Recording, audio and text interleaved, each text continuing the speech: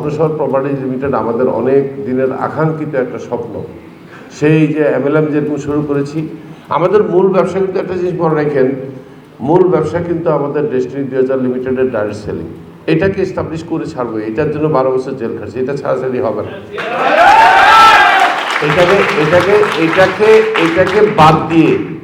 এটাকে বাদ দিয়ে আমি কেন, আমার সাথে যারা কাজ করে কাউকে আমি এটাকে বাদ দিয়ে অন্য কোনো চিন্তা করতে দেবো না, এটা হয় না।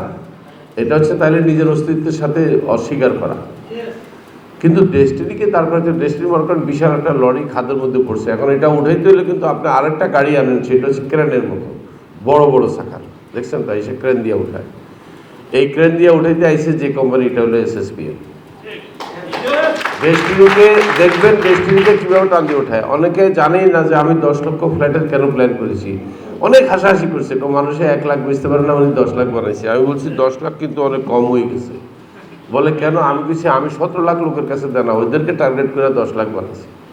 যে অন্তত মানুষের টাকা দেওয়ার সময় কইতে পারবো যে ভাই তুই আমার কাছে টাকা পাচায়, ঠিক আছে টাকা দিতে পারতেছি না, গরু ছাগল কোনটা নিবি, কয়েকটা নিয়ে যান, টাকাটা আদায় করে নিয়ে যান।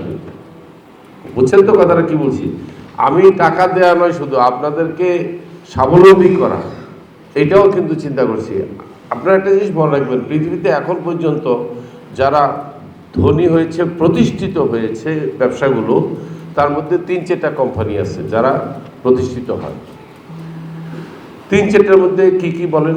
একটা হচ্ছে যারা খাদ্য নিয়ে ব্যবসা করে, এরা প্রতিষ্ঠিত। তারপরে যারা আবাসন নিয়ে কাজ করে, তারাও প্রতিষ্ঠিত। যারা কসমেটিক্স, স্কিন কেয়ার নিয়ে কাজ করে, এরাও প্রতিষ্ঠিত। যারা স্বাস্থ্য প্রোডাক্ট নিয়ে কাজ করে, ওষুধ নিয়ে করে, তারাও প্রতিষ্ঠিত। এবং লেটেস্ট হচ্ছে যারা সফটওয়্যার নিয়ে কাজ করে, তারাও প্রতিষ্ঠিত। তো আমরা আগামীতে স্বপ্ন শহরের সাথে আমরা যে ব্যবসাটা শুরু করছি, এখন আমরা আবাসন নিয়েও কাজ করব, সফটওয়্যার নিয়েও কাজ করবো, আরও অনেক কিছু নিয়ে করবো। সব